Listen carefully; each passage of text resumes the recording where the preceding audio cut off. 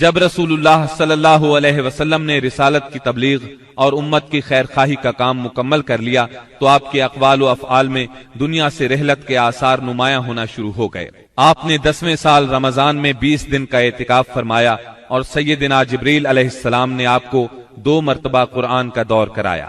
آپ نے اپنی صاحبزادی فاطمہ رضی اللہ عنہا سے فرمایا، میں سمجھتا ہوں میرا آخری وقت آ چکا ہے۔ سیدنا معاذ بن جبل رضی اللہ عنہ کو یمن کی طرف روانہ فرمایا تو انہیں وصیت فرمائی، اے معاذ، غالباً اس سال کے بعد تم مجھ سے ملاقات نہ کر سکو گے اور میری اس مسجد اور میری قبر کے پاس سے گزرو گے۔ یہ سن کر سیدنا معاذ بن جبل رضی اللہ عنہ رونے لگے۔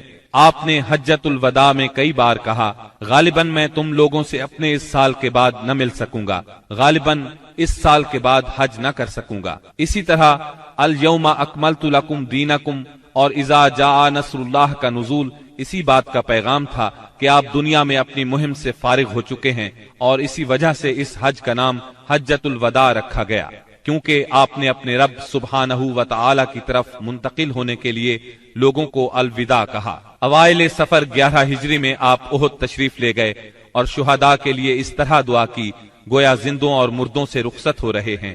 پھر واپس آ کر ممبر پر تشریف فرما ہوئے اور فرمایا، میں تمہارا پیش رو ہوں اور تم پر گواہ ہوں، اللہ کی قسم اس وقت اپنا حوض دیکھ رہا ہوں، مجھے زمین یا زمین کے خزانوں کی کنجیاں دی گئیں، اللہ کی قسم مجھے تم پر یہ خوف نہیں کہ تم میرے بعد شرک کرو گے، بلکہ اس کا اندیشہ ہے کہ دنیا میں ایک دوسرے سے آگے نکلنے کی دوڑ میں لگ جاؤ گے۔ ماہ سفر کے آخر میں آپ رات کے وقت بقیع غرقد تشریف لے گئے، اہل بقیع کے لیے دعائے مغفرت کی اور فرمایا، ہم بھی تم سے آن ملنے والے ہیں۔ ماہ سفر کے آخری پیر کو رسول اللہ صلی اللہ علیہ وسلم ایک جنازے میں بقیع تشریف لے گئے۔ سیدہ عائشہ صدیقہ رضی اللہ عنہا فرماتی ہیں، آپ بقیع سے واپس تشریف لائے تو میں اپنے سر میں درد محسوس کر رہی تھی اور یہ کہہ رہی تھی کہ ہائے میرا سر۔ یہ سن کر آپ نے فرمایا، بلکہ میں واللہ اے عائشہ ہائے میرا سر۔ یہ آپ صلی اللہ علیہ وسلم کی بیماری کی ابتدا تھی، اس کے باوجود آپ باری باری سب بیویوں کے پاس دن گزارتے رہے، یہاں تک کہ مرض میں شدت آ گئی۔ اس وقت آپ سیدہ میمونہ رضی اللہ عنہا کے گھر میں تھے اور پوچھ رہے تھے، کل میں کہاں رہوں گا، میں کل کہاں رہوں گا؟ مطلب یہ تھا کہ مجھے سیدہ عائشہ رضی اللہ عنہا کے ہاں رہنے دیا جائے۔ چنانچہ ازواج مطہرات نے اجازت دے دی کہ آپ جہاں چاہیں رہیں۔ آپ سیدنا فضل بن عباس اور سیدنا علی رضی اللہ عنہما کے سہارے پاؤں زمین پر گھسیٹتے ہوئے نکلے اور سیدہ عائشہ صدیقہ رضی اللہ عنہا کے گھر منتقل ہو گئے۔ سیدہ عائشہ صدیقہ رضی اللہ عنہا فرماتی ہیں، جب آپ میرے گھر تشریف لائے اور بیماری نے زور پکڑا تو آپ نے فرمایا، مجھ پر 7 مشکیزیں پانی ڈالو جن کا بندھن نہ کھولا گیا ہو تاکہ میں لوگوں کو وصیت کر سکوں۔ چنانچہ ہم نے آپ کو سیدہ حفصہ رضی اللہ عنہا کے ایک لگن میں بٹھا کر مشکیزوں سے پانی ڈالا، یہاں تک کہ آپ نے ارشاد فرمایا، بس بس لوگوں تم نے کام پورا کر دیا۔ اس وقت آپ نے کچھ تخفیف محسوس کی اور مسجد میں تشریف لے گئے، سر پر پٹی بندھی ہوئی تھی، ممبر پر فروکش ہوئے اور بیٹھ کر خطبہ دیا اور لوگوں کو وصیت فرمائی، تم سے پہلے جو لوگ تھے وہ اپنے انبیاء اور بزرگوں کی قبروں کو سجدہ بنا لیتے تھے، تم لوگ قبروں کو سجدہ نہ بنانا، میں تمہیں اس سے منع کرتا ہوں۔ اور فرمایا، یہود و نصارہ پر اللہ کی لعنت، انہوں نے اپنے انبیاء کی قبروں کو سجدہ بنایا۔ مزید فرمایا، تم لوگ میری قبر کو بت نہ بنانا کہ اس کی پوجا کی جائے۔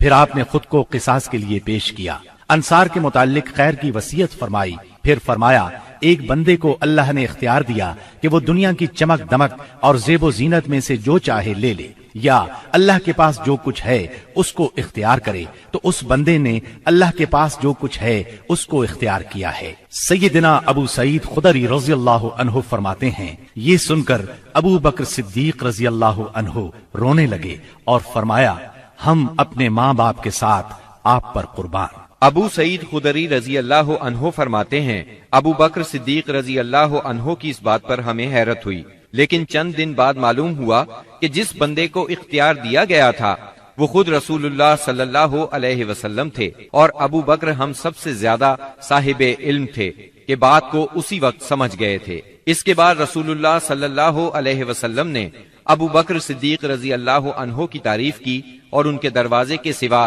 مسجد میں کھلنے والے تمام دروازے بند کرنے کا حکم فرمایا۔ اسی دن آپ نے وصیت کی کہ یہود و نصارہ اور مشرکین کو جزیرۃ العرب سے نکال دیا جائے اور وفد کو اسی طرح نوازا جائے جس طرح آپ نوازا کرتے ہیں۔ آپ نے نماز، غلاموں اور لونڈیوں کے بارے میں بھی وصیت فرمائی اور فرمایا، میں تم میں دو چیزیں چھوڑ رہا ہوں، جب تک ان دونوں کو مضبوطی سے تھامے رہو گے ہرگز گمراہ نہیں ہوگے، کتاب اللہ اور میری سنت۔ مرض کی شدت کے باوجود آپ نمازیں خود پڑھاتے رہے، لیکن اس دن یعنی جمعرات کو جب عشاء کا وقت ہوا تو آپ نے لگن میں غسل فرمایا تاکہ مرض میں کمی ہو جائے۔ اٹھنے لگے تو غشی طاری ہو گئی، پھر افاقہ ہوا تو دوبارہ غسل فرمایا، پھر اٹھنے لگے تو اس بار بھی غشی ہو گئی، تیسری بار غسل فرمایا، اٹھنے لگے تو پھر غشی طاری ہو گئی۔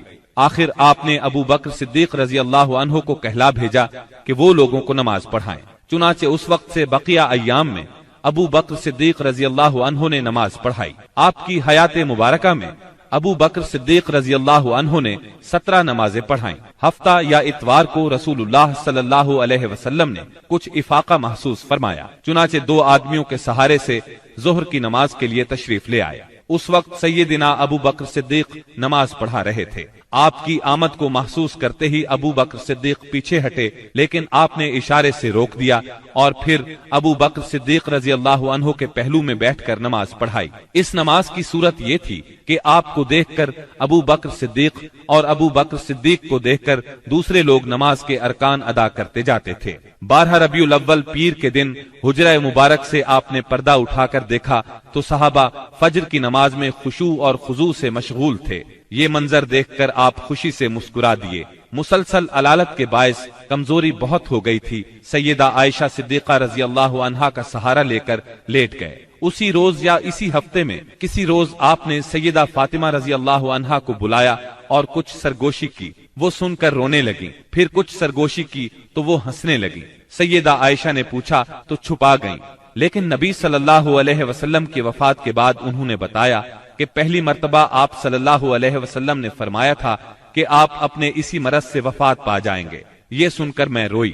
پھر آپ نے فرمایا کہ آپ کے اہل و عیال میں سب سے پہلے میں آپ سے ملوں گی، اس لیے میں ہنسی تھی، اور آپ نے انہیں یہ بشارت بھی دی تھی کہ آپ ساری خواتین جنت کی سردار ہیں۔ دن جیسے جیسے چڑھ رہا تھا آپ پر بار بار غشی طاری ہو رہی تھی۔ سیدہ فاطمہ رضی اللہ عنہا یہ دیکھ کر بولی، ہائے میرے باپ کی بے چینی۔ آپ نے ان کے الفاظ سنے تو فرمایا، آج کے بعد تمہارا باپ کبھی بے چین نہیں ہوگا۔ پھر آپ نے حسن اور حسین رضی اللہ عنہما کو چوما، ازواج مطہرات کو بلا کر واعظ و نصیحت فرمائی۔ ادھر لمحہ بلمحہ تکلیف بڑھتی جا رہی تھی اور اس زہر کا اثر بھی ظاہر ہونا شروع ہو گیا تھا۔